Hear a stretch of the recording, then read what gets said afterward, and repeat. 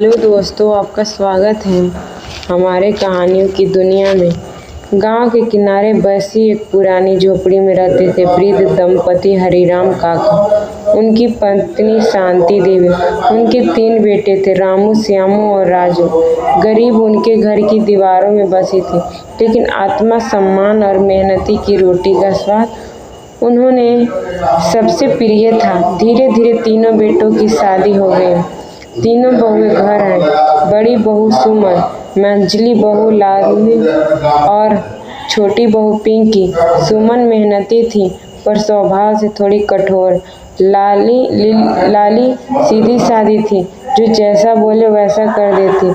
और पिंकी छोटी थी पर बहुत समझदार, हंसमुख और सबसे बात करने से कुशल।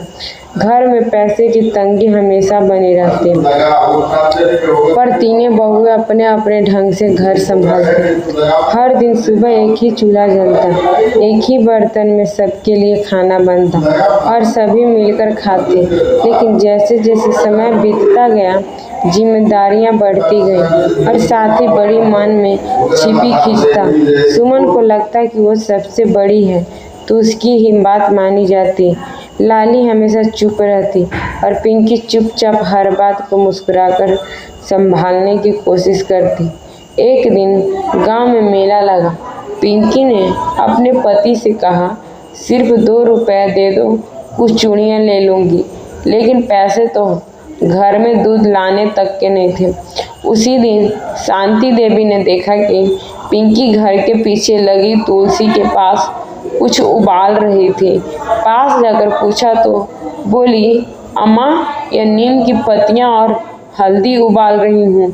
बच्चों का दाद हो गया है, उससे ठीक होगा।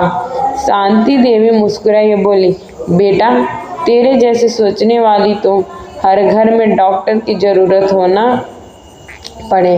धीरे धीरे पिंकी ने घर में छोटी छोटी चीज से बड़ा बदलाव लाना शुरू किया। वो पुराने कपड़ों से थैले सिलने लगी, गांव की औरतों को टाके लगाना सिखाने लगी और एक दिन उसने सबकी चाय के पैसे बचाकर 5 अंडों से मुर्गियां पाल ली। कुछ ही महीनों घर में अंडे बिकने लगे। सुमन और लाली शुरू में जलन से उसे ताने देती, छोटी बहू अब घर की मालकिन बन गई क्या? लेकिन पिंकी कुछ नहीं कहानी, बस मुस्कुराकर अपने काम में लगी रहती। एक दिन ऐसा भी आया जब शांति देवी बीमार पड़ी। डॉक्टर ने कहा, अब फल खिलाओ, दवा दो, घर में पैसे नहीं हैं। सुमन और लाली ने अपने पतियों से मुंह फेर लिया, लेकिन पिंकी ने चुपचाप अपने बचाए हुए पैसे से दवा मंगाई। आंगन में केले के पेड़ से फल तोड़े और सास की सेवा में लग गए। शांति देवी की आंखों में नम थी। बोली, गरीब की बहुएं तो तू ही निकली, बाकी तो बस बहू बनकर रह गई।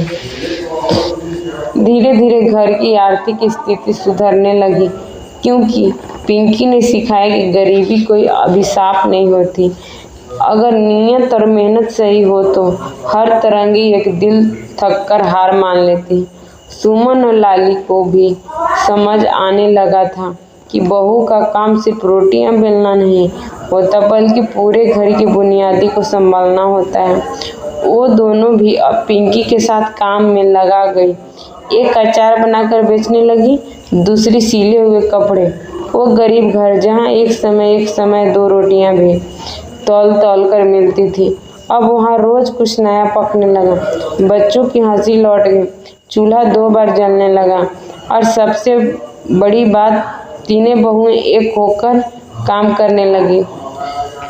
पिंकी आज भी कहती है, गरीब कोई शर्म की बात नहीं है, लेकिन हाथ पर हाथ धरकर बैठना शर्म की बात है। और सच में उस गरीब का घर अब खुशियां से सबसे अमीर हवेली बन गया। अगर कहानी अच्छी